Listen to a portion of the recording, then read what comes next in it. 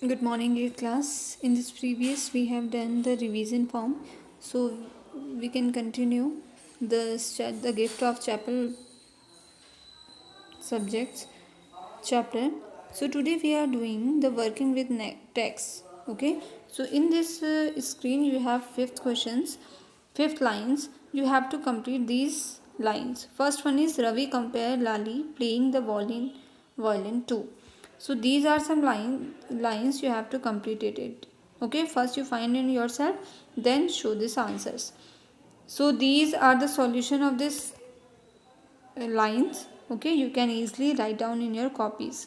Ravi compares Lali playing on violin to dealing of the train group completely off track. Okay, so these are the solution. ये जो हैं ये आपके क्या हैं सॉल्यूशंस हैं.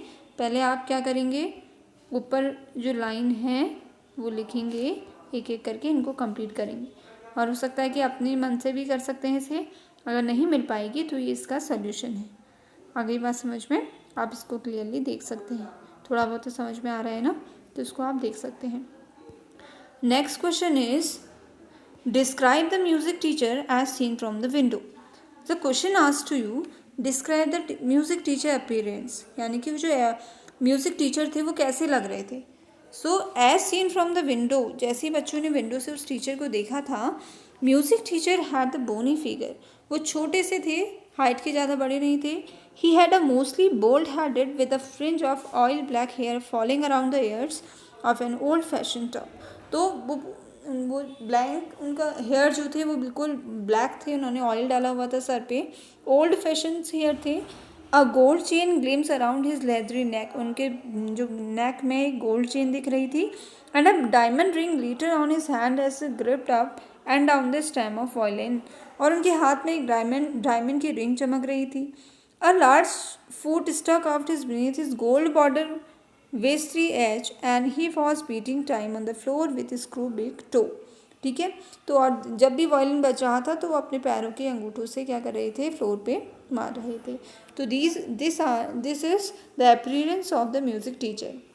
Okay, you can also this solution note down. Next is what make Mridu conclude that the beggar has no money to buy the chappals. Okay, so finally मृदु को कैसे उसने जाना कि जो बैगर्स है उसके पास चप्पल नहीं है. फर्स्ट क्वेश्चन है, फर्स्ट का सॉल्यूशन हुआ Mridu concluded that the beggars had no money to buy chappals because his feet were blistered as he moved on a bare foot in a hot summer also. क्योंकि इतनी गर्मी में वो क्या कर रहे थे, बिल्कुल बेयर फुट यानी कि नंगे पैर ही चल रहे थे. That's why Mridu understood that he has not to money to buy a chappals. Second is what does he suggest to show concern. उसने क्या किया.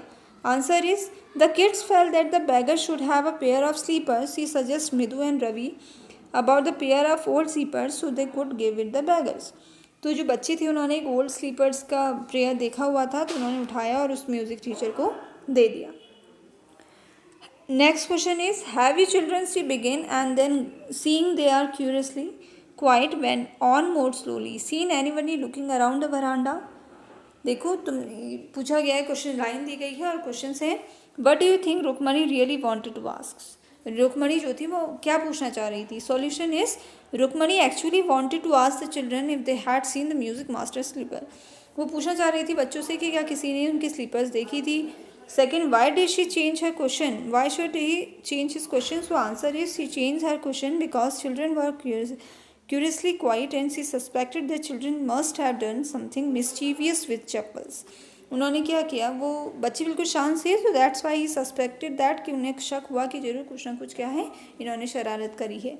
Third is what did she thinks had happened. उसने क्या सोचा क्या हुआ. when she saw the expression of absolute quietness she thought that the children must have given the music master chappal to old village. तब उन्हें idea आया कि जो चप्पल्स थी उन्होंने ओल्ड मास्टर के वो बैगर को दे दी थी. Okay, so these are some questions you have to note down in this fair copy and prepare for this test also.